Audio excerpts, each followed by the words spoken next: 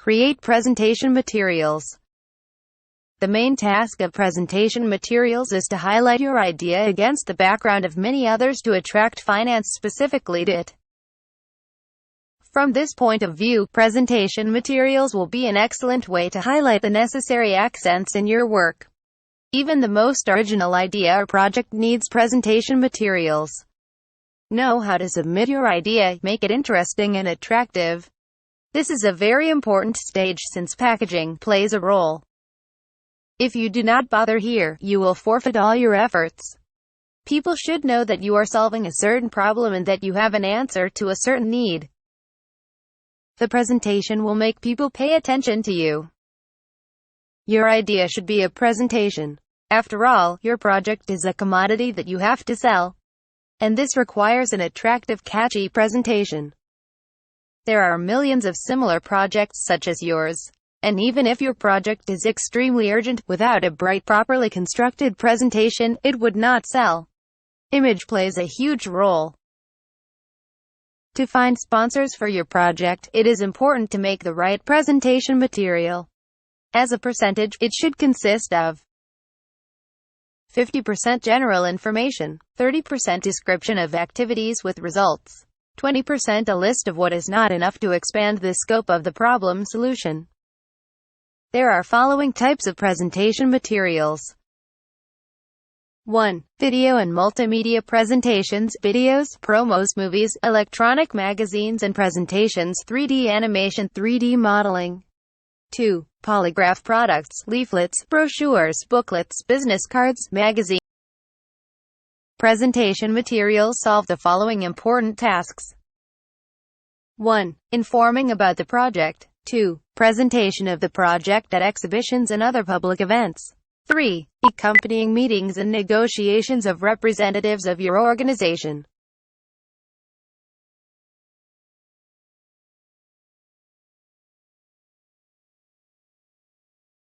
4. Address mailings of presentation materials for potential and existing sponsors. 5. Support of advertising.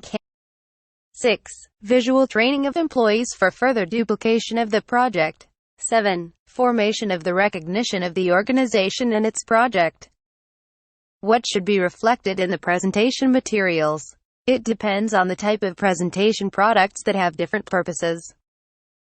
For example, a business card is designed to provide contact information about you and your organization. It carries in itself a minimum of information, the name of the owner, the company, usually with the logo, and contact information, address, phone number and/or email address. If you are going to present your project to potential sponsors, you will need to state the detailed information in a visual form. Components of the presentation. 1. Description of the problem. 2. The proposed solution is based on the example of a model that already yields results. 3. Results of activities to date. 4. Financial costs. 5. Description of the advantages of solving the problem for the country, state budget, and society as a whole. 6. What is needed to solve the problem or spread the business within the city and the country. 7. Description of the necessary assistance for the further distribution of the project, what you do not have to complete your project or distribute it.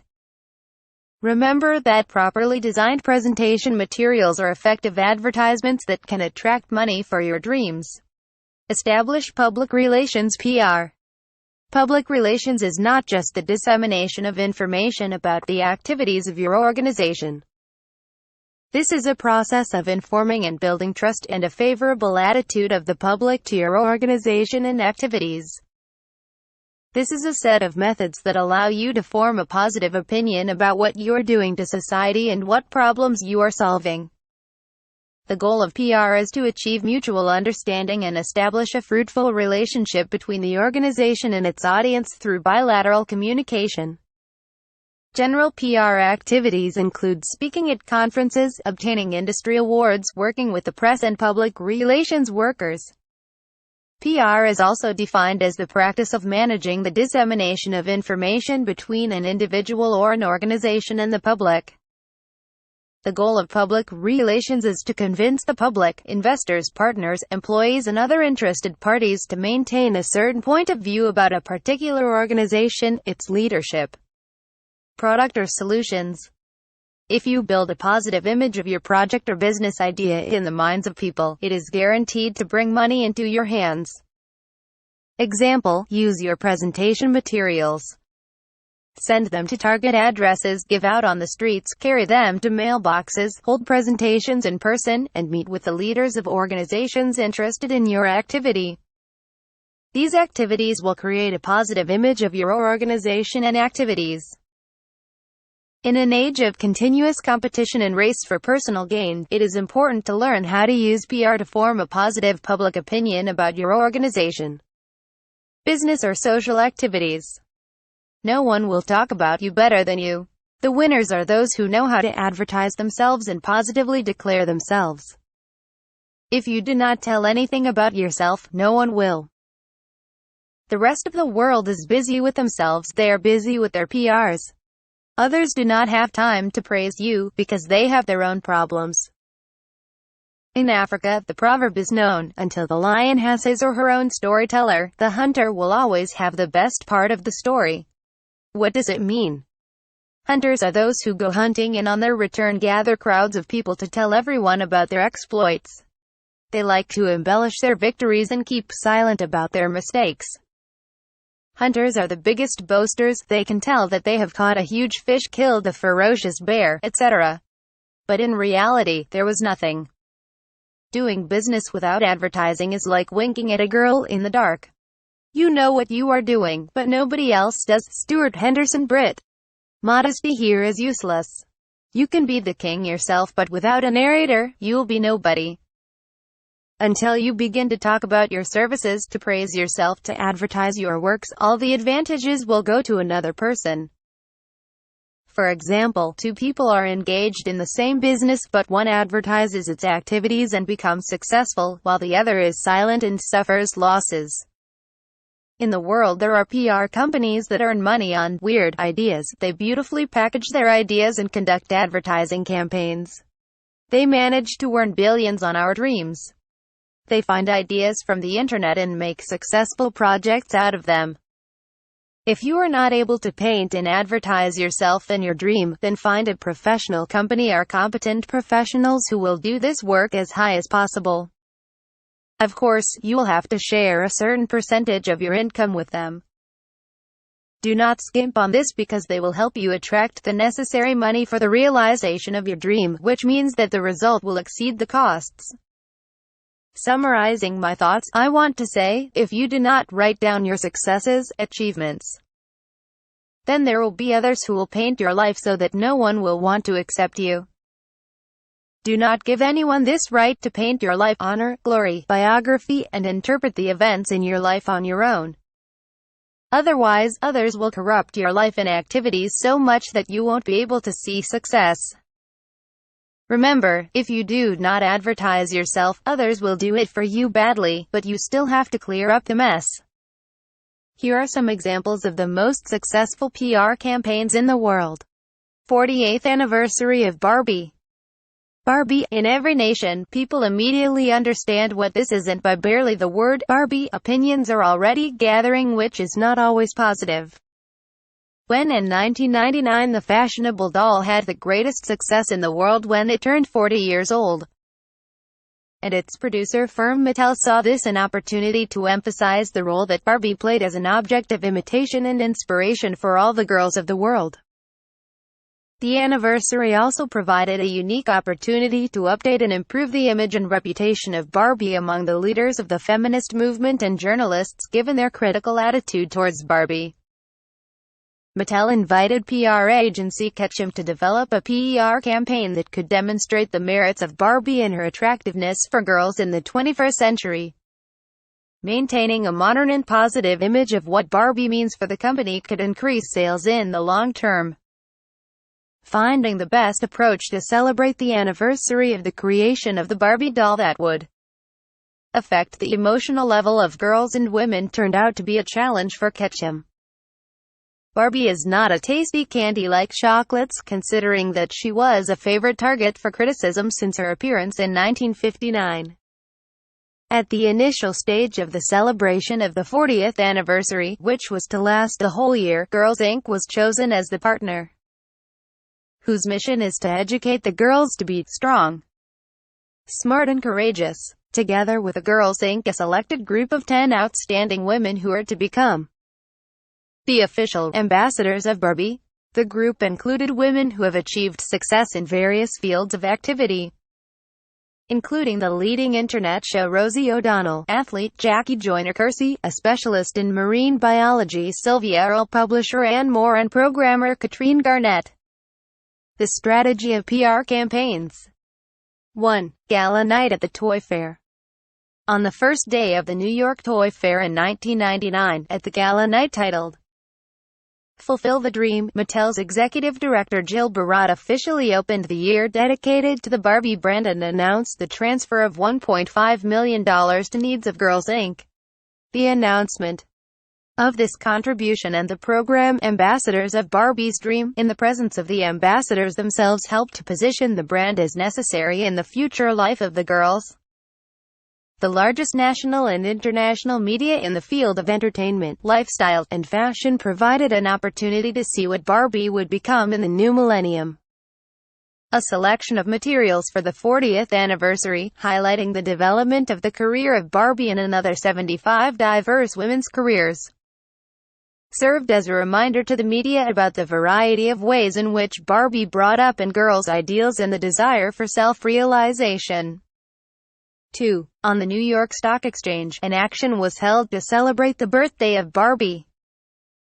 For one day, all of Wall Street became pink. A pink carpet was spread on the corner of Wall Street and Broad Street, and the platform with a bell announcing the beginning of the auction was turned into a pink holiday cake. A power breakfast was organized with the participation of Girls Inc., where girls were told about the basics of economic literacy and convinced that each of them is capable of realizing their dream. Creator Barbie 84-year-old Ruth Handler called the bell to open the auction on the stock exchange. 3. Celebrating the birthday at the FAO Schwarz store. After 12 noon on March 9, Ruth Handler, Mom, Barbie and her live model, blew out the candles on a holiday cake. She signed 800 dolls for collectors and Barbie fans. The queue lined the entire store on Fifth Avenue. The main focus was on the media, which promotes the lifestyle of Barbie. The action provided an opportunity for Barbie lovers to participate in a special holiday. 4. Further contact with the media. Throughout the year, the PR agency coordinated the coverage of the program, Dream Ambassadors, and sponsored additional projects for girls to teach the basics of economic literacy in partnership with the Girls Inc., including the CD-ROM publication, covering new activities invented by Girls Inc., which was sold complete with a doll, Barbie, a working woman. 5. Overcoming problems. During the year, many difficulties had to be overcome to organize events and highlight them successfully in the media.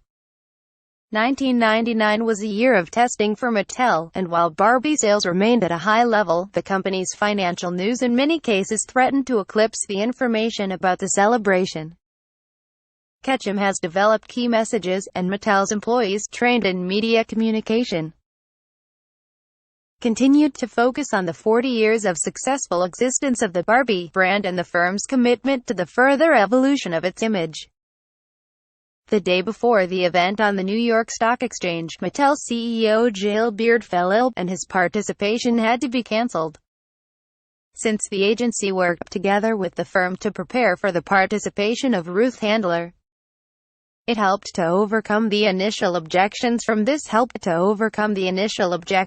part of the exchange against the bell being called by anyone else except the company's executive director. Positioning Ruth as the founder of one of the largest toy manufacturers in the world helped gain approval from the management of the exchange. The result is obvious: the goal to increase awareness of the positive role that the Barbie doll plays in girls' lives has been achieved. The following responses were received from patrons and opinion leaders, such as the Miss Foundation and Girl Power campaign. None of them supported the Barbie trademark before the start of the program. The responses were as follows: the Alliance of Mattel and Girls Inc. This is a wonderful way to bring important ideas to many susceptible girls. I am delighted with the results and thank you for this vivid and timely initiative. I raised 3 daughters and never bought them Barbie because of her image. Now everything has changed. The National Council for Women's Studies placed information about the Alliance on its website. 70% of the media coverage was devoted to the following key campaign ideas: Barbie Dreams Ambassadors, the 40th anniversary, the constant attraction of the Barbie doll, its relevance in the life of the girls. 50% of them called the Barbie doll a role model. Entertainment media devoted Barbie special reports, including ET, Extra, Inside Edition and E! Within our program. The celebrations were covered by MSNBC, CNBC, BBC, and Fox News Channel. Press releases fully dedicated to the program appeared on the 40 largest markets serviced by the internet company Audi. Lighting was carried out in the television programs running in prime time, including in the game shows Jeopardy! And Hollywood Squares, which include questions about the phenomenon of the doll. Barbie was represented in the program Top 10 Toys of All Time on the channel A&E Art and Entertainment, with a 30-second fragment devoted exclusively to the diversity of the appearance of Barbie. Programs today, Good Morning America, and Morning on CBS all paid attention to Barbie. They distributed print, radio and television materials around the world. The program took a product that almost reached a cult status and began the process of filling the new content of the image of Barbie in the 21st century, thus promoting Barbie even more. The Century of the New York Public Library. The New York Public Library exists through donations from individuals, corporations, and foundations, as well as from federal, state and local governments. In 1995, the library began the implementation of the annual large-scale project for the celebration of the century. This was done to increase the level of fame among target audiences, restore the image and lay the foundation for a campaign to raise funds. Even though the library was considered one of the most beautiful and most important libraries in the world, nevertheless, studies were carried out among target audiences, as a result of which the following two disturbing erroneous opinions were revealed.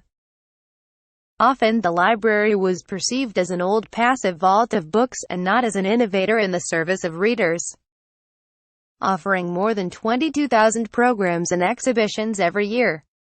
Many readers did not know that the library is a private non-profit organization and not a government institution, and that the library needs financial support from the state and individuals to keep the attention of the media during the entire annual celebration of the century. Specialists of the New York Public Library planned several promotional activities and created a multimedia interactive information package. PR campaign activities.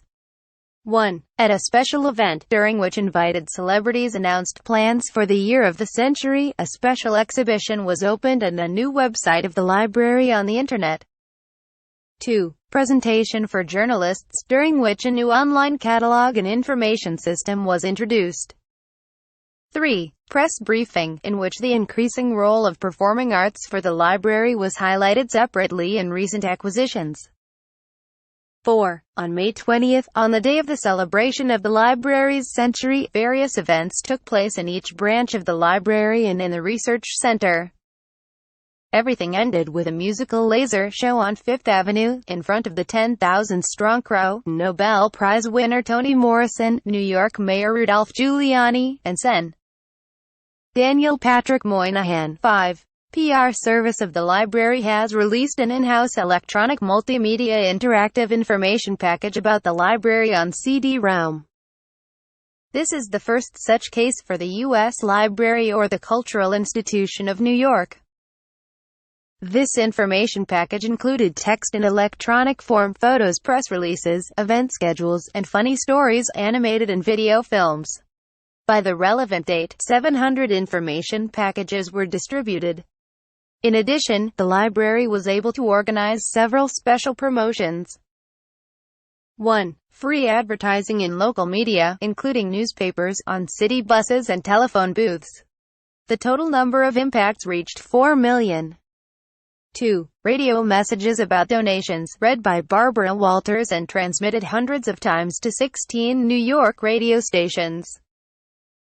3. 8 television appeals on donations, created by the information partner, sponsor, of the library's centennial celebration by NY1, the local news agency of Time Warner, which were broadcast on CNN, Learning Channel, Nickelodeon and NY1. 4. Discover Your Library show, which appeared in more than 1 million families in all 5 districts of New York connected to Time Warner Cable TV. 5. Announcements about exhibitions and advertising brochures distributed in the network of city supermarkets. 6. Hourly announcements on a giant television screen set in Times Square on the day of the celebration of the centenary of the public library. 7. Advertising in the windows of Manhattan stores, Bloomingdale's, Polo, Ralph Lauren, Lord & Taylor, Brooks Brothers, Hermes, etc., and the Empire State Building skyscraper. The results of the PR campaign for the celebration of the century of the New York Public Library exceeded all expectations. Special promotions, services, exhibitions and programs dedicated to this date have become the basis for more than 1,700 articles in at least 8 languages. This means an increase in coverage in the press by 50% compared with 1994. 38 times in 8 months there were materials about the library in the national edition of the newspaper New York Times. The ceremony of celebrating the 100th anniversary of the library was recorded on the covers of 5 magazines, including the publications of New Yorker. All New York newspapers published editorial articles in support of the library. In total, the library received more than 5 hours of television coverage, including an 11-minute title story on Sunday's morning program on CBS Sunday Morning, a 5-minute live broadcast on NBC's Today, anniversaries on all New York radio stations and long lighting on the NY1 channel. 20,000 guests took part in the celebration of the century of the library on May 20th. More than 200,000 people from all over the world visited exhibitions in the library in 1995. And the exhibition, What is the Price of Freedom?, has become a place of reception of leaders of foreign states by the Clintons. Attendance of the library has increased by 40%.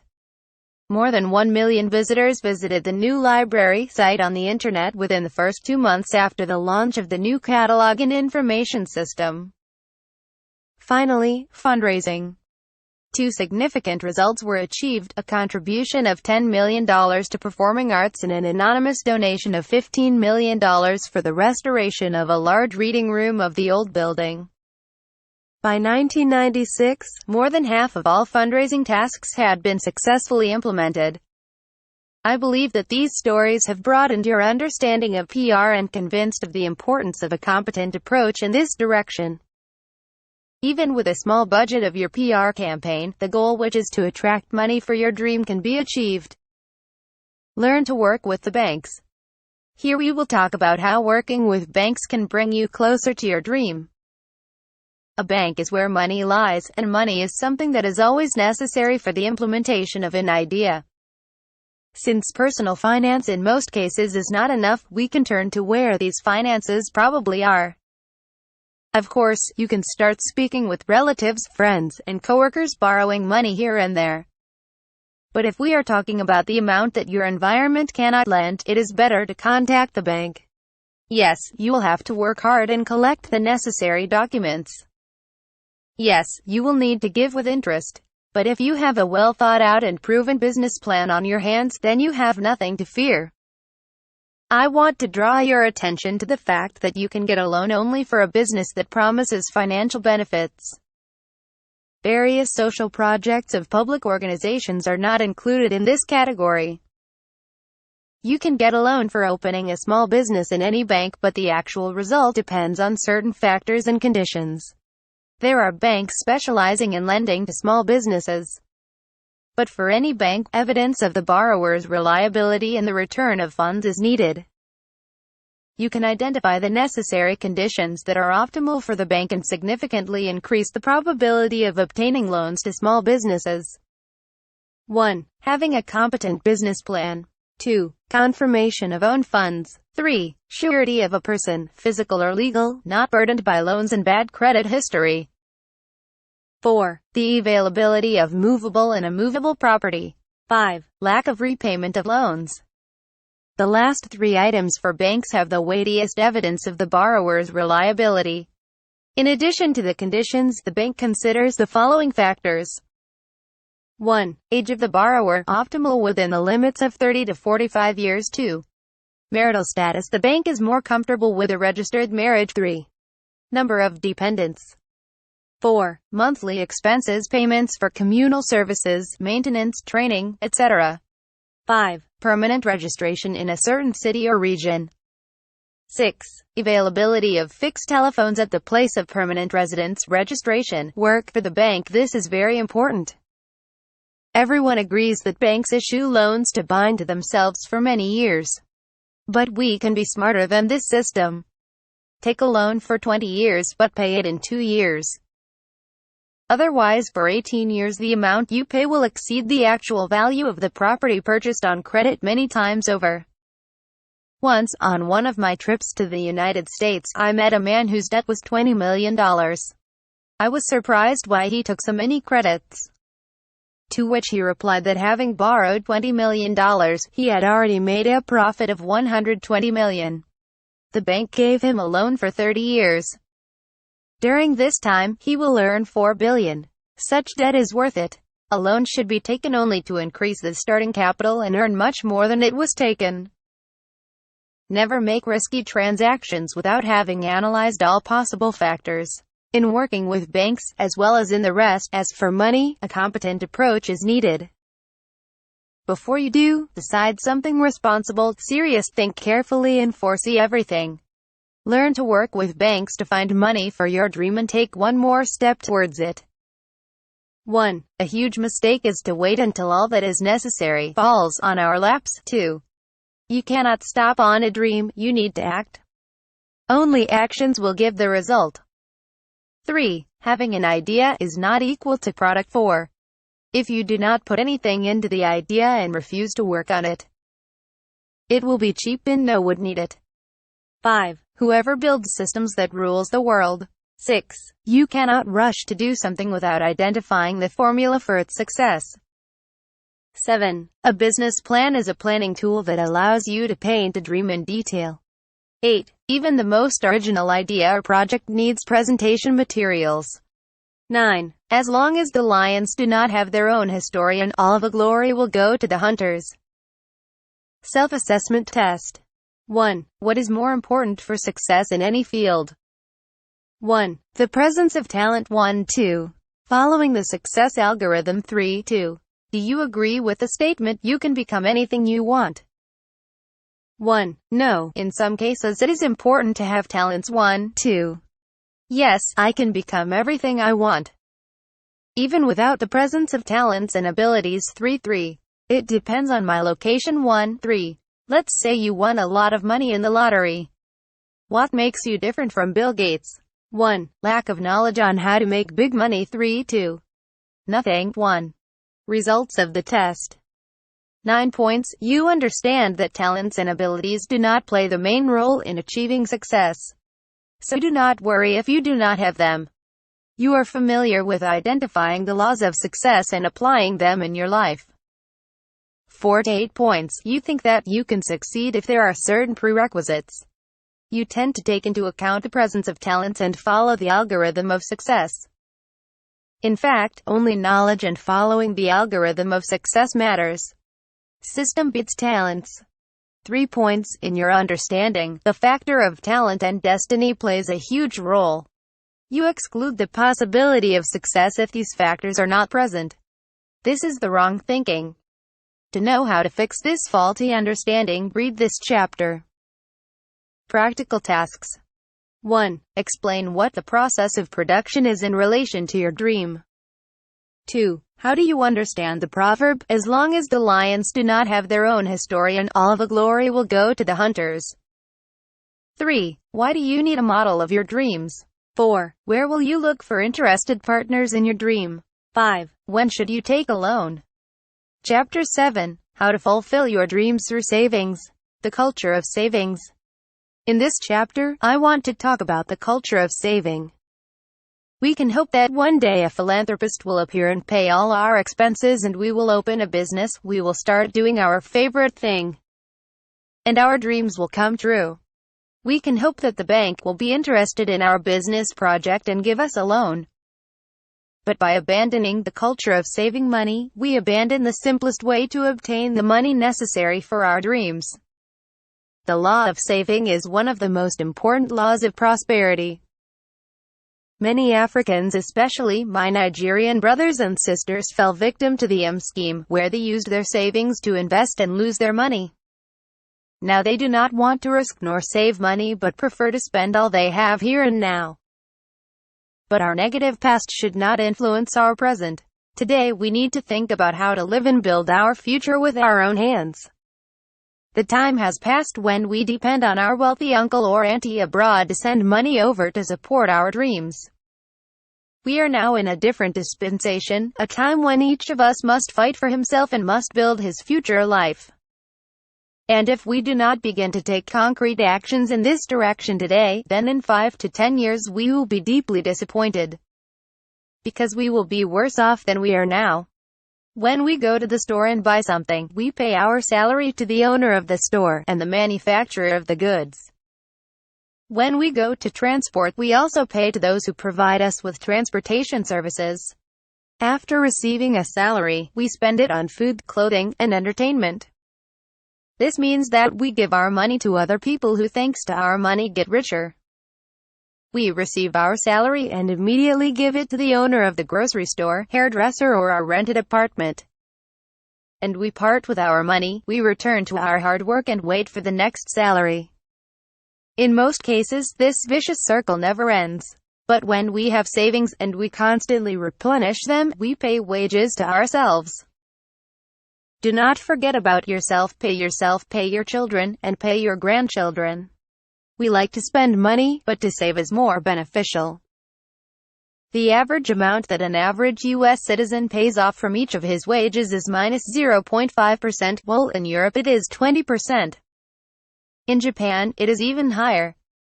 I know how many of you will react to my words. Of course, saving is a good idea, but I have a small salary, I barely make ends meet. Today, as we discuss this topic of saving, I want to help you understand and open your eyes to the fact that there is always something to save. Saving is not a problem if you approach it seriously, and absolutely every person can become a millionaire if he so desires, even in the worst economies of undeveloped nations. If you just start to save at least a minimum amount of your income, you will see that this is not so difficult. The science of systematic distribution of money will begin to work. You will see that savings are a vital capital. After all, we must think about our future. There must be some money working for you, which can provide for your needs, even when there are problems and troubles. The prosperity of a person does not depend on the size of the salary, but everything depends on our ability to handle money. Our welfare is directly proportional to our savings and expenses. If we receive even $1 million a month and all this is wasted, we will never become rich and wealthy people. But even if a person receives only $100 and from it he regularly saves a certain percentage, then in due time these small amounts will become large. The reason is simple: time multiplies money, wealth is created by time. Consistency in savings brings and multiplies wealth. For example, if you constantly save some amount of money and do not stop doing it for a certain time, then over time wealth and prosperity will come. The paradox is that people tend to spend more than they earn. Learn to save, even if you earn a little. Wealth does not come when we save a large sum of money one time, but when we do it constantly. When we start earning more, the lack of savings habit will lead us to the same state of constant shortage of money. So, wealth comes through the constant saving of small sums. Time and consistency multiply money. The bottom line is not how much money we have, what salary or the size of our savings, but in self-discipline.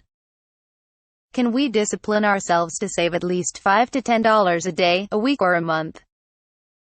If we can do this all the time, we will find that with time, small money will become big. Unfortunately, everyone knows that the more a person earns, the more he spends. So, if you have low income, then right now you need to accustom yourself to the culture of saving because later it will be more difficult.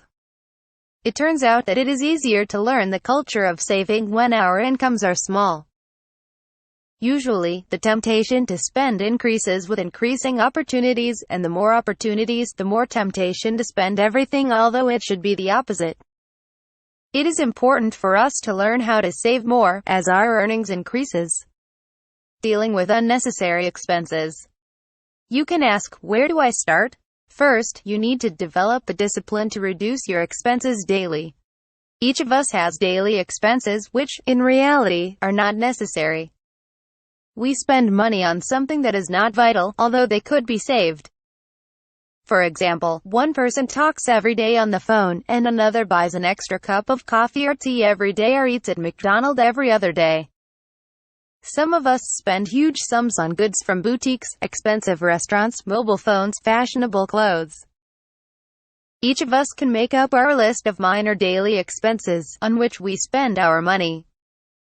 Let's look at an example. If you buy a cup of coffee, with biscuits, juice, etc. I noticed that for such little things, sometimes we spend about $5 a day. Lollipop, chewing gum, and other small things will help us save a couple more dollars. Therefore, without spending money on optional things, we can save about $5 a day, and if you try harder, then up to $10 a day. Now let's make some calculations. If you save $5 a day, then a month it will be $150, a year, about $1,800. Even if this money we put on a deposit at 10% per annum, then for 40 years, the saved $5 per day will bring more than $1 million. Here you have the money for your dream. I think that many of us can save more than $150 a month. Someone will say that 40 years is too long. But it's better to become a millionaire in 40 years than keep hoping for 40 years that your dreams will be fulfilled in some miraculous way, at someone else's expense. Going from savings to becoming a millionaire. Let's continue our calculations. If we save only $5 per day from minor expenses, then in 7 days we will receive $35, a month later $150, and a year later $1,825. All thanks to the discipline of saving $5 a day. And now let's calculate how much we can get if we invest them at 10% per annum. 1. After 2 years equals $3,967. 2. After 5 years equals $11,616. 3. After 10 years equals $30,727. 4. Now you see how money is multiplied, and this is not even investing, but only putting money aside for a deposit. In 3 to 5 years, you will already have an amount that allows you to start the path to your dream. If you put the accumulated money in business that is not at 10%, but at 30% per annum, then you can get $1 million, not for 40. But for 10 years, that is 4 times faster. So, in only 10 to 20 years, each of us can really earn our millions only thanks to the saved $5 a day or $150 a month. We are only talking about investing in a deposit of a certain amount which will be constantly multiplied, which is clearly reflected in the table. $300 a month, saving $10 a day, $600 a month, saving $20 per day, $100 per month, contribution at 10% per annum. Contribution at 10% per annum. 1 year, $3,770. 1 year, $7,539. 1 year, $1,320. 2 years, $7,934. $23,231. 5 years, $46,462. 5 years, $10,328. 10 years, $61,453. 10 years, $141,792. 30 years, 670,146. 30 years, 1,356,293. 30 years, 76,000. Do you feel that you will not be able to save $300 to $400 a month in the near future? Start with $100 per month. This will be the money for dream. If you will save $100 per month at 12% per annum. 1. In 10 years you will have $23,234. 2. In 25 years you will have $189,764. 3. In 40 years you will have $1,800,000. Why am I showing you all these figures? Because numbers do not lie. Figures are facts that speak louder than words, arguments, excuses, and reasoning. If you save $100 a month without investing in a bank, then in 40 years you will have only $48,000, but when investing in a bank, a system of compound interest is used. Thanks to these percentages, time, persistence, and discipline, even if you invested only $100 at 6% per annum, then in 40 years you will receive $200,145. That is 4 times more than if you simply kept this money with yourself. Houses without compound interest. And if at 12% per annum, then you get 25 times more than if you just put it off. Thus, self-discipline needful in saving money, constantly increasing them, not touching them, and to be persistent in saving and investing. This is what makes a person wealthy. Everyone can become a millionaire through a culture of saving.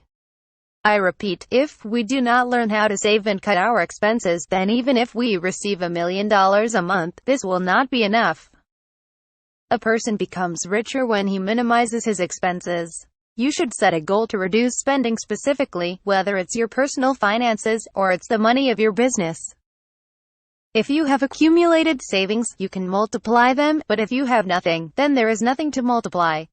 Even if you multiply 0 by 1,000,000, it remains 0. Thus, each of us can accumulate the initial capital for your dream.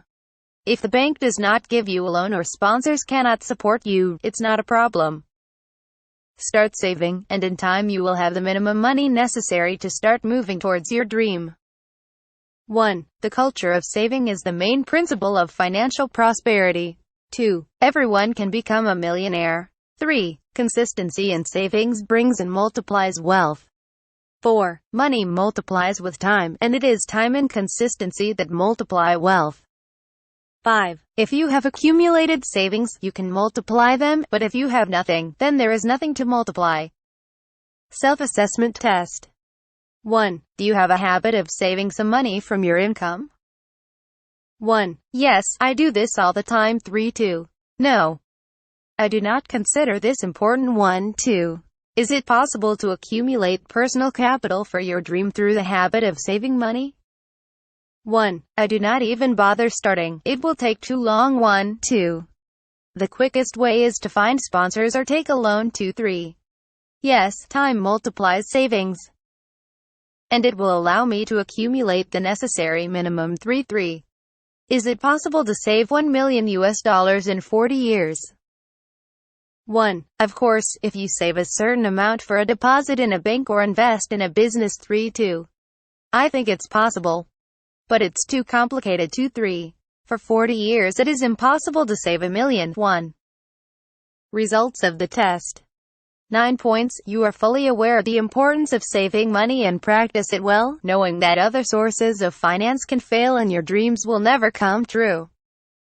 4 to 8 points. You are inclined to easier ways of obtaining finance for your needs, credit, inheritance, and gift. You agree that the culture of saving is an important part of financial life, but you do not bother yourself with this principle. The result is obvious. You will never save money for dream. 3 points. You are not used to saving money for multiplying. You do not believe that you can save a decent amount through monthly savings, so you wait for a financial miracle that will allow you to realize your dreams. Practical tasks. 1. Review all your personal expenses during the day and find an opportunity to save $5. 2. Analyze what costs your business can reduce and how you can save your $5 to $10 for each article. Chapter 8. Success Stories That Started From Nothing. Lillian Vernon Corporation. The success that began in the kitchen. Lillian Vernon was born on March 18, 1928, in Leipzig, Germany. She was the first daughter of a middle-class industrialist. Lillian entered New York University, where she majored in psychology but dropped out of her first year because she married Sam Hochberg and settled with her husband in the suburb of Maine, Vernon. When Vernon began her postal mail order business at her kitchen table in 1951, she was a 23-year-old pregnant housewife trying to earn a little money for a growing family. Where did she get the money for her dream? She used $2,000 received as wedding gifts to make an initial stock of wallets and belts, and for $495 placed an advertisement in the magazine 17. Vernon's genius consisted in offering customers unique products that they desired. Her strategy was to offer a personalized variety of products which were not in the general consumer products shops. Vernon preferred to take risks by investing in the business all the money that her young family had. Vernon's insight brought her incredible success almost instantly. The first two types of Vernon goods were belts and purses, including free registration. The very first announcement of mail trading brought orders for $32,000 during the first 12 weeks of operation. Vernon worked tirelessly to achieve her dreams. She was the author of the prospectus and advertisements, and the main buyer, and the communications manager with the Post all day. And finally the chief financial officer in the late evening. By 1965, the business was already developed enough to announce the establishment of the company, and the Lillian Vernon Corporation was created. By 1970, the company received an annual income of about $1 million. Vernon is an inspirational speaker in many business schools, and 6 of these institutions have awarded her an honorary doctorate. She is the director of many non-profit organizations such as New York University, Bryan College, Children's Art Museum, etc. This successful entrepreneur is now a rich woman, who through many years of hard work aimed at achieving excellence and quality. Like almost all successful entrepreneurs, Vernon never did this just for the sake of money. She started her company to increase her family's income, and since then it has endlessly become her favorite. However, Vernon never considered this as a job, because it was her passion in her life. But when people work hard and with passion, wanting to be the best, they most time end up as winners.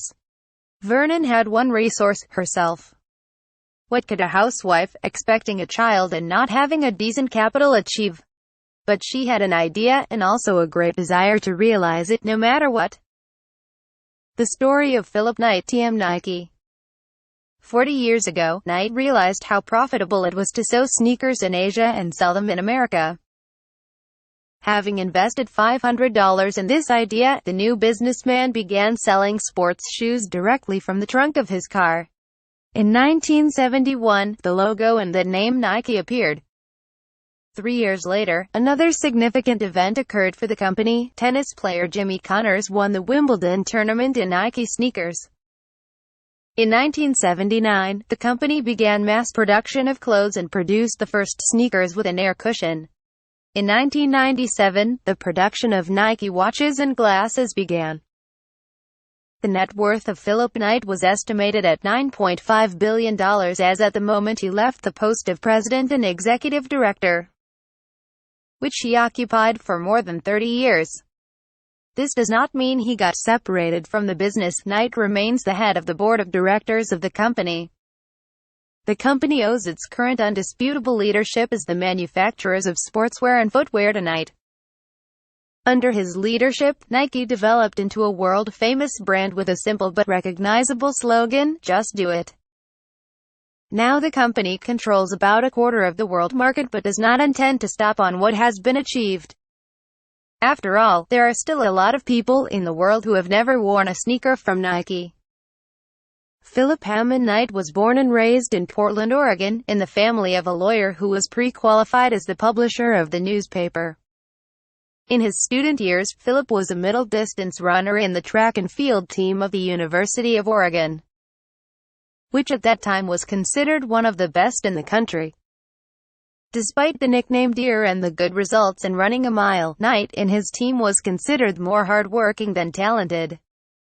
Coach Bill Bowerman, who won 19 Olympic champions, kept Phillip as a guinea pig. He tested his own ideas on improving running shoes. Knight did not need to be convinced of the importance of this mission. American sports shoes at that time were cheap, about $5, but very terrible. The runners often returned from training with their legs injured, stained with blood. German companies offered more comfortable sneakers for $30, but their quality was also far from ideal. In 1959, Knight graduated from the University of Oregon, receiving a degree in journalism. Then enlisted in the Army for a year, and then entered the postgraduate course of Stanford.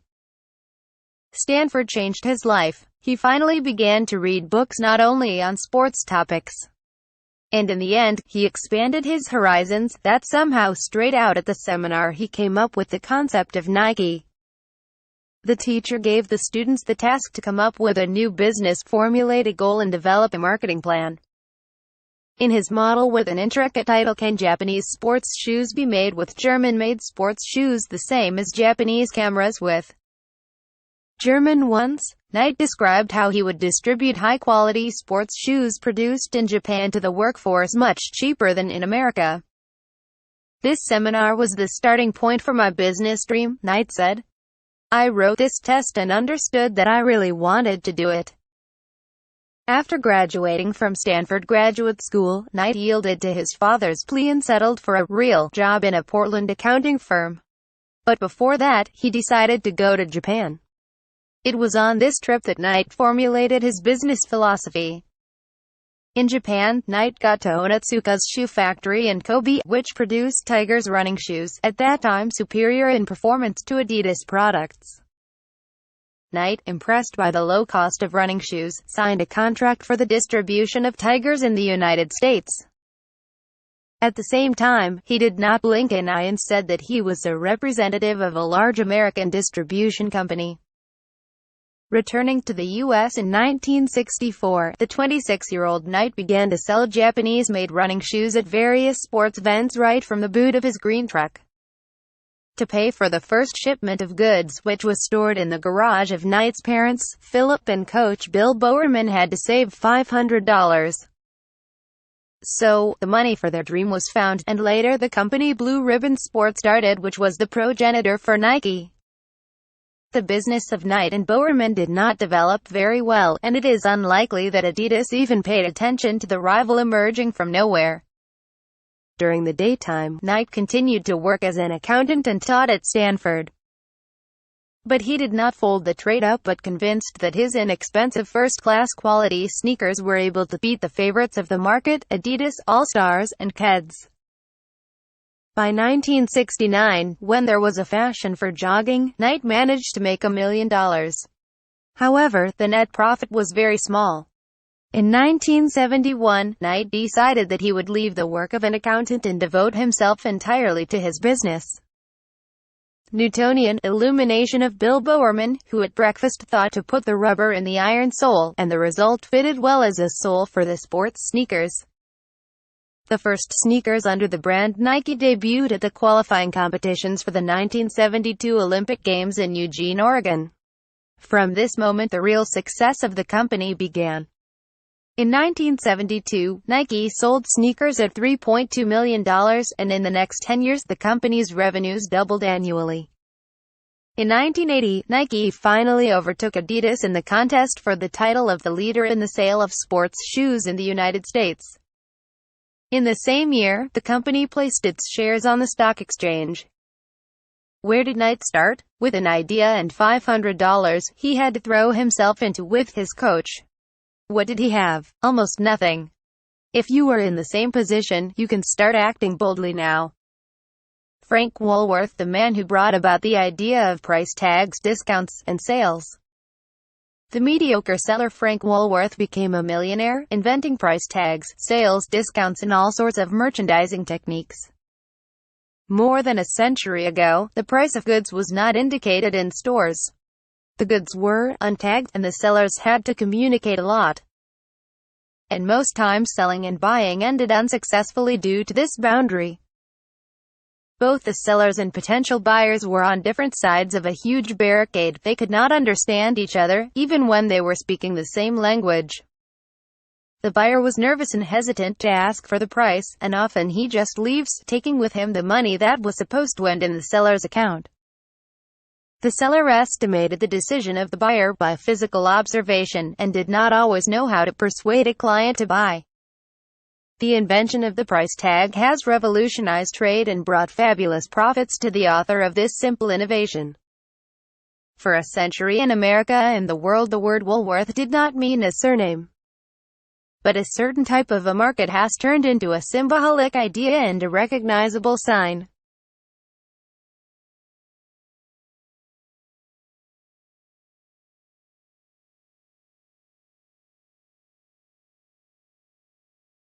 A couple of decades ago, almost every city in the U.S. had a store with such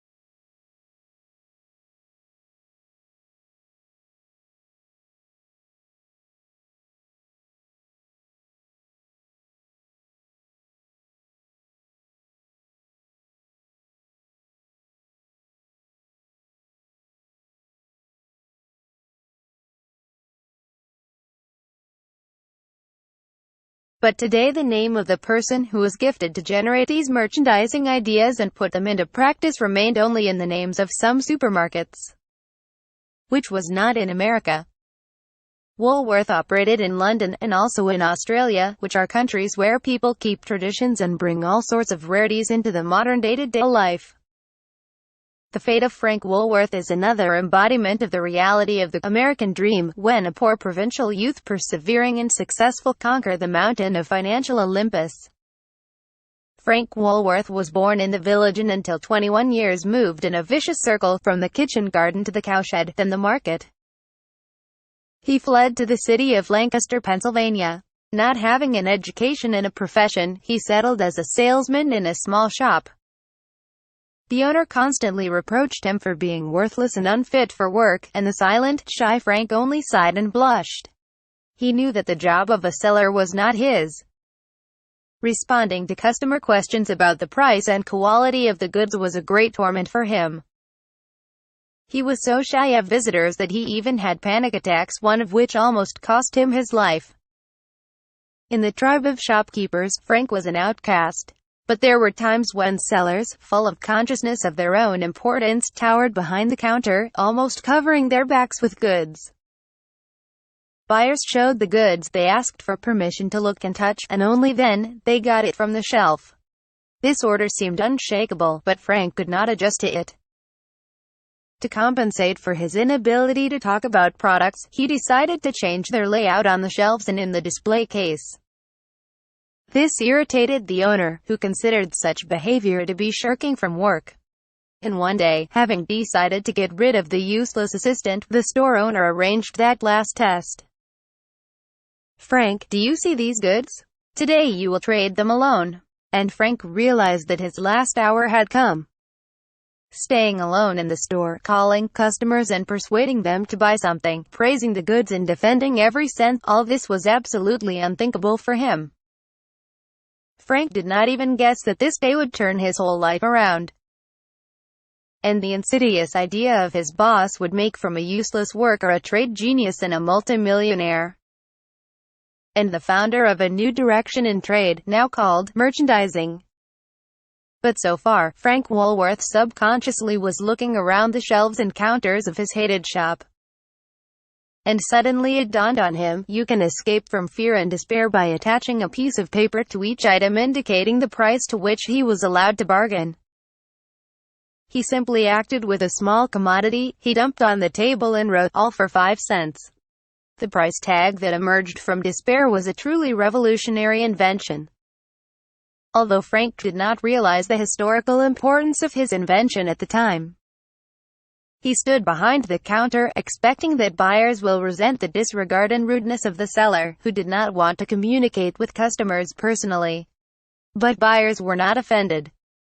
Moreover, they were delighted. Full information about the price made them much bolder and more active. The stale goods were sold out in a few hours. Frank Woolworth intuitively derived the formula, which is still used by all the universal stores of the world. The price of the goods should be as accessible to the buyer's view as the goods themselves. Inspired by his success, Frank Woolworth left the owner, borrowed money and opened a small store in the city of Lancaster. He soon returned the debt. It was the first and last loan in Frank's life. Frank opened another store in Philadelphia, having previously calculated the favorite route walk of citizens and renting a building there. This outlet for a year allowed Frank to earn more than $1 million. All the goods in the store were free to lie on the shelves, and each buyer could touch and evaluate them without feeling pressure from the seller. So, more than 100 years ago, the American self-service system was born. And the main feature of the trade was the mandatory availability of a large group of goods for 5 cents. Many Frank Woolworth stores were called 5-cent shops. The network of Woolworth in 1886 consisted of 7 5-cent stores. In 1895, their number reached 28, and in 5 years 59. With the growth of the business, Frank Woolworth improved methods and forms of sales and customer service. Leaving in the past the image of a lagging loser, Frank Woolworth did not cease to amaze others with his commercial instinct. One of the first in the world, he began to practice the conclusion of exclusive contracts with suppliers, giving up the services of intermediaries. At the same time, he always paid in cash, which made him particularly attractive in the eyes of suppliers.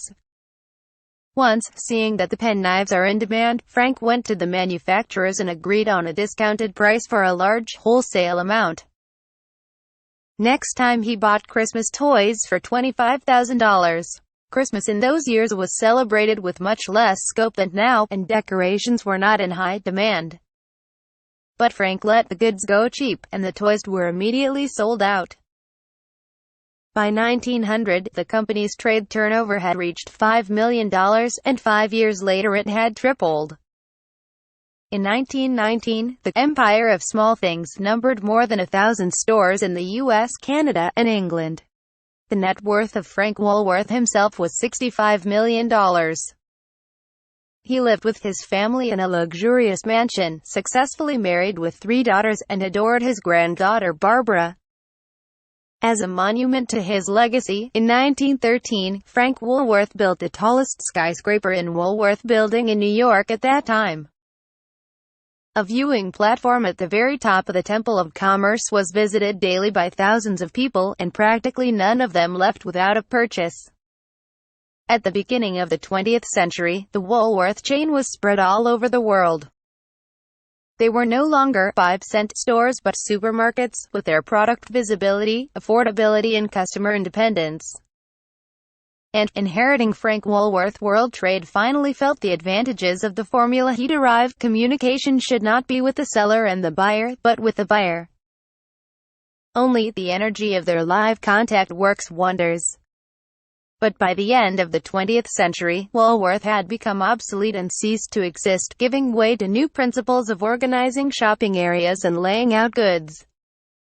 When the young Frank Woolworth enthusiastically placed the goods on the shelf, he did not imagine what miracles a century later would emerge with the merchandising idea he had created. What unthinkable ways of stimulating retail sales would appear in the sphere of trade. But for such a success he did not have any suitable background. Frank Woolworth had no initial capital, no special abilities. He had a head full of ideas, and he did not wait long to put them in practice. Margaret Thatcher, doing the impossible. Ask who is the most famous woman of the 20th century, and for sure many will respond, Margaret Thatcher. She did the impossible. The daughter of a simple grocery owner, she managed to become Prime Minister and occupied this post for 11 years. And this was in England, where the path to power was opened only to the aristocrats and the upper middle class. And even in the post-war period, when no one seriously took equal opportunities for men and women. Margaret Roberts was born directly above the grocery store in Grantham, England, just north of London, on October 13, 1925. Roberts lived a harsh life, without excesses, no kindergarten, no running water, and no toilet. Margaret was the second daughter of a devout father, Alfred, and an underage seamstress mother, Beatrice. From an infant age, Margaret was adored by her father, who tried to realize his own ambitions, embodying them in his talented daughter. Margaret was much like her father, while her sister, Muriel, 4 years older than Margaret, and was more like her mother. Consequently, Alfred, a businessman, a consultant, and a Methodist Protestant, adored his Margaret and did his best to mold the ideal out of her. He let her know what she could focus on, and what she would like to study, and did not set any limits due to her gender. Beatrice Roberts was an exemplary housewife and did not have any negative impact on the upbringing of Margaret. Alfred Roberts had just an elementary education, and maybe that's the very fact why Margaret admired him, that she listens to every word he says. He was an indefatigable reader and constantly sought to replenish his knowledge, a character trait that he would pass on to his daughter. They will go to the library together and choose 2 books for a week to read in turns. Roberts never recognized expressions like, "I cannot," or, "It's too hard." Margaret adored him and for many years remembered his instructions: "You create your own mind. Never do anything just for the reason that your friends do it. Never follow the crowd just because you are afraid to stand out. Lead the crowd behind you, but never follow it." Murray, 1980. Roberts taught his daughter to stand out. This is a positive trait of character, which almost always leads others into admiration. These tips in childhood gave the useful fruits of an adult Margaret, turning out to be the right tool when she began working in a male world where the foot of a woman never stepped. She had to keep in a new and unfavorable environment, a territory not known to a woman struggling to survive in the world of men. She studied well, was an insatiable reader and a very active sportswoman in competitions. In 5 years, Margaret began taking piano lessons, and at the age of 9, she managed to win in a poetic competition. After the victory, the school principal congratulated her, unable to restrain herself, saying, "You are very lucky, Margaret."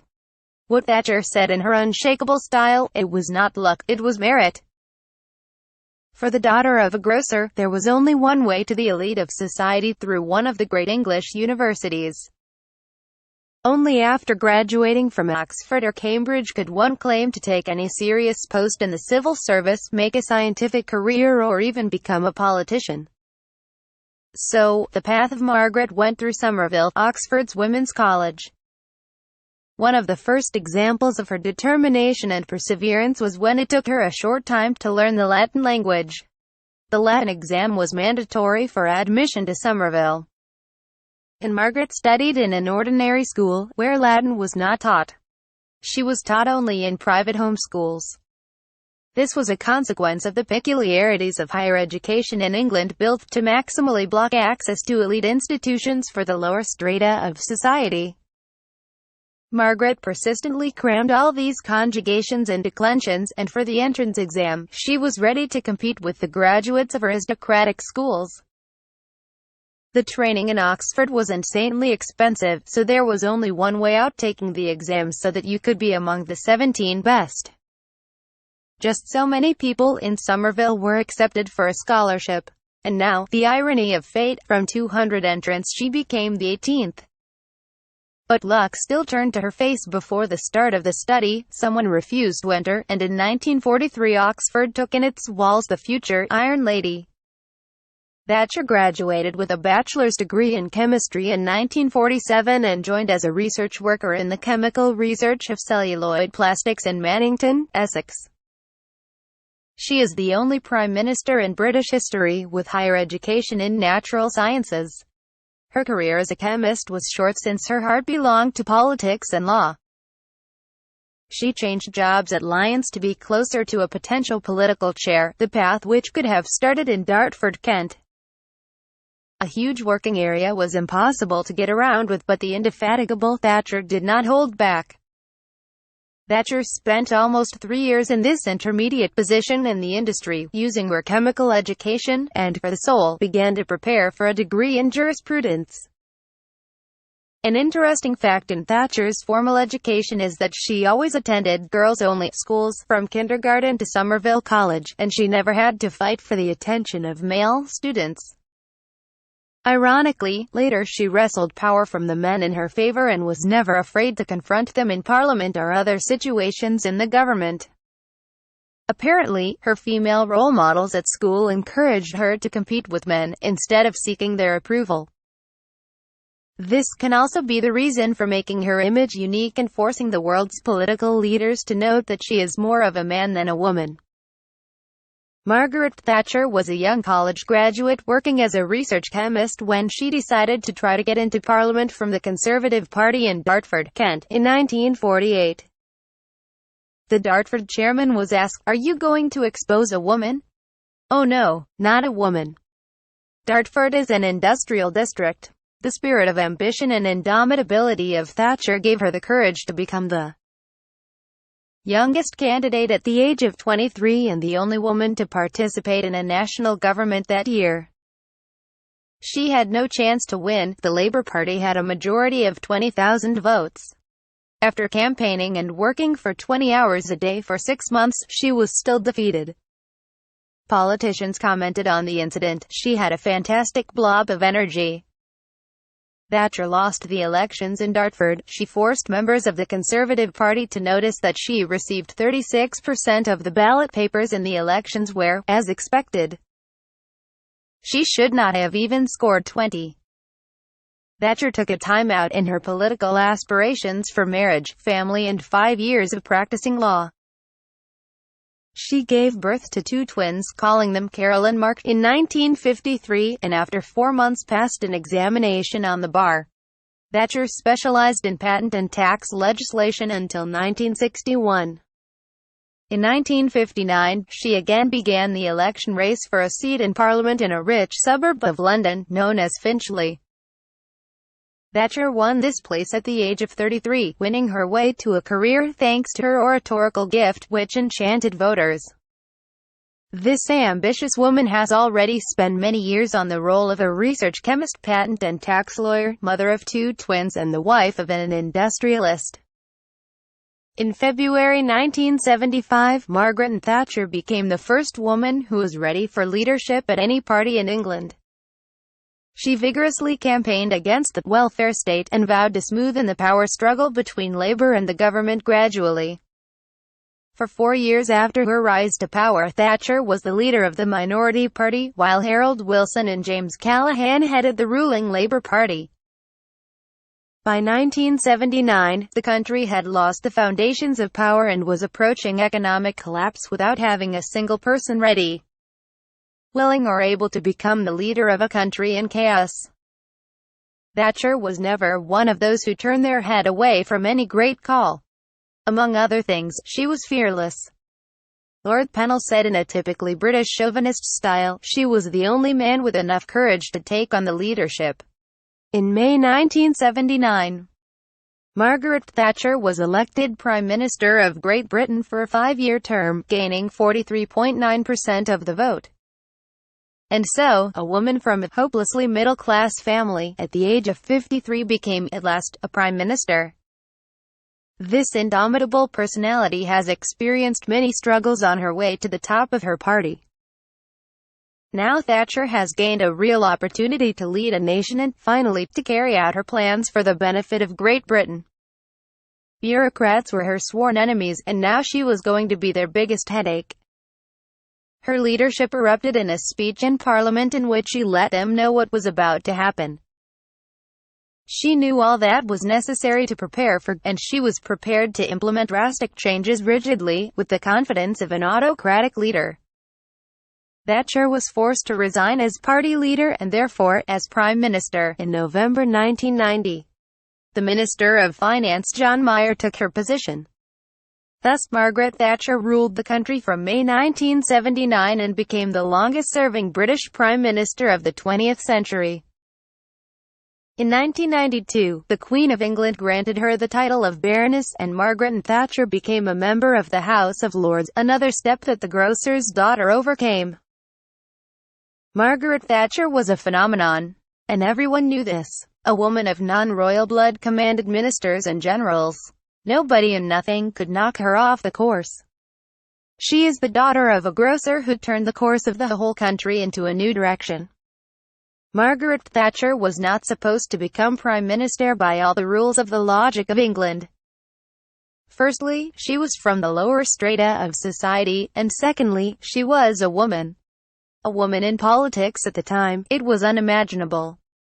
But her life is yet another proof that lack of resources cannot become an obstacle on the way to a dream. A list of billionaires that started from nothing. Let's look at a few more examples of success stories.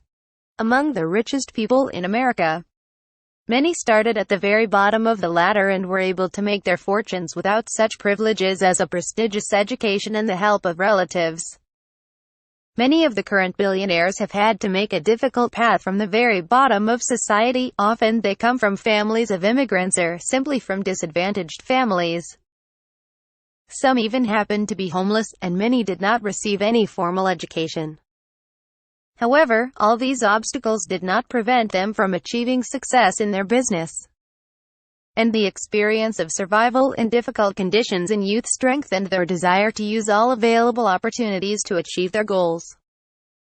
All of them have learned to find money for their dreams and have risen to the financial pinnacle. Quite a lot of billionaires are half-educated. Some dropped out of school, some others did not graduate from college or university. According to the author of the book, All the World's Money, about America's richest people, Peter Bernstein, about 10% of people on the Forbes 400 list in the first 25 years of its existence are people who dropped out of college without a diploma.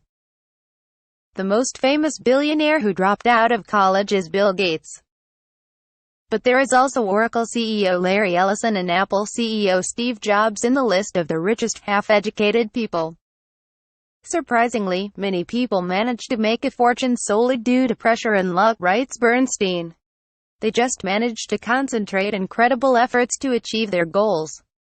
The magazine Business Week had a list of 20 billionaires who managed to rise from the bottom. The list does not include such famous personalities as Bill Gates or Warren Buffett. Although neither one nor the other inherited large fortunes from their parents or grew up in well-off families where they did not have to worry about food. At the same time, among American billionaires, there are also those who truly embody the concept of the American dream. Coming from very poor or disadvantaged families, they, however, achieved everything they could only dream about. John Paul de Horia, age 66 years old. Education, secondary school certificate. The scope of business, hair care products. The most famous enterprise, John Paul Mitchell Systems and Patron Spirits. He was born into a family of immigrants, served in the U.S. Navy for 2 years, was a cleaner and a gas station worker. Sometimes he was homeless. In 1980, together with Paul Mitchell, opened an enterprise for the production of hair care products with a starting capital of $700.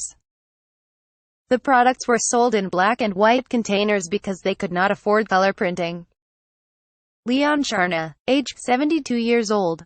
Education, Bachelor, Yeshiva University, Brooklyn Law School, Law Diploma. Business, Real Estate. The most famous enterprise, L.H. Charney Associates. Charney became fatherless at a very tender age, worked part-time while studying and opened his first business, a law firm, having $200 in a bank account. David Murdoch, age 87 years old. Education, received a secondary education certificate in 2009. Business, Real Estate. The most famous enterprise, Dole Food Co. David Murdoch was homeless, and after the Second World War with a few cents in his pocket, he took a loan of $900 in the organization Good Samaritan. With this money, He bought a cafe in Detroit, bought a car for the profits, which he went to Arizona, where he started construction. Thomas Peter FFY. Age 65 years old. Education, dropped out of the engineering department to emigrate from Hungary. Sphere of business, brokerage office. The most famous enterprise, Interactive Brokers Group. Peter FFY moved to New York in 1965 as a refugee from communist Hungary. He did not speak English, but he found work as a coder, and at night he studied computer programming. In 1977, he bought a place on the American Stock Exchange, and in the early 80s shocked traders by bringing one of the first portable computers to the site. Kirk Kerkorian. Age 93 years old. Education, dropped out of school after 8th grade. Business, airlines, hotels, investments. The most famous enterprise, Tracinda. Kerkorian started earning money for his family emigrating from Armenia at the age of 9 years. I left school to do boxing for money. During the Second World War, he was a pilot and then used his experience to create an airline. Larry Ellison. Age 66 years old. Education, University of Illinois 2 years, University of Chicago 1 semester. Business, software. The most famous enterprise, Oracle. Allison grew up in Brooklyn with a single mother who entrusted him to his uncle and aunt's care in Chicago. I left college and moved to California after the death of my adopted mother. There, for 8 years before opening the future Oracle took on a variety of work. Stephen Biscotti. Age 50 years old. Education, Bachelor, State University of Salisbury. Business, Human Resource Management. The most famous enterprise, Allegis Group. Biscotti's father died when he was 8, leaving his mother with 3 children. He worked part-time while studying at school, and at age 23, together with his cousin, opened a recruitment agency in the basement. The above stories once again prove that you can start from nothing too. And not only to start but also to enter the list of the most successful and wealthy people in this world. Many of them lacked money at the beginning, some lacked education, someone was homeless, and many came from dysfunctional families. But this was no excuse for inaction for them. You also can do likewise. Your destiny is in your hands. Self-assessment test. 1. Is there a chance for a pregnant housewife to become a millionaire without an education? 1. Number 2. Yes. 2. An idea and $500 are enough to make you a billionaire? 1. Number 2. Yes. 3. Can a middle-class woman take a position in the government of a state where equal opportunities for men and women are not recognized and where the path to the government is open only to the aristocrats? 1. Number 2. Yes. Whether you answered yes or no, you will learn by reading stories from the lives of people who, perhaps like you, who are not lucky with resources, but they became great and wealthy. Practical tasks. Analyze the success stories in this chapter and answer the questions. 1. What difficulties or challenges could have prevented these people from achieving their dreams? 2. How did they overcome them? Conclusion. Dear reader, achieving your dream is easy. In this book, I have described in details all the steps connecting the 2 points, I would like to, but, and hooray! My dreams are accomplished. Understand the most important principle of realizing your dream. You will never have all that you need to accomplish your dreams. This is the law of life. Accept it. Learn not to rely on what you have. After all, the world was created from nothing. Do not rely on your resources. This is the most common misconception 97% of people have and die unfulfilled. If you dare to dream and even think about something, then these ideas are 100% realizable. Do not hesitate, start acting. The first step, the second step. Opportunities will open up before you, which will ensure your full success. If you do not act, nothing will happen. Only actions can multiply your resources. Follow the algorithm described in the book. It is guaranteed to lead you to success.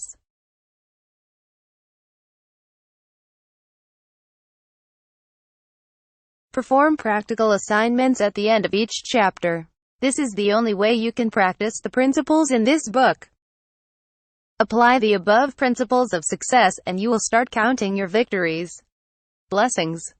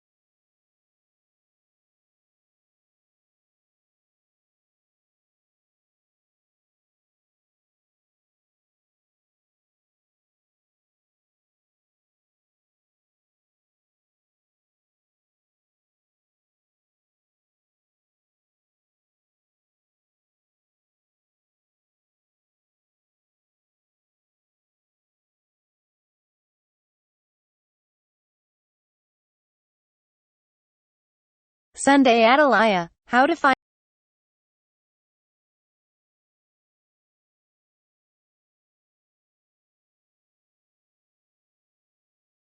Sunday Atalaya.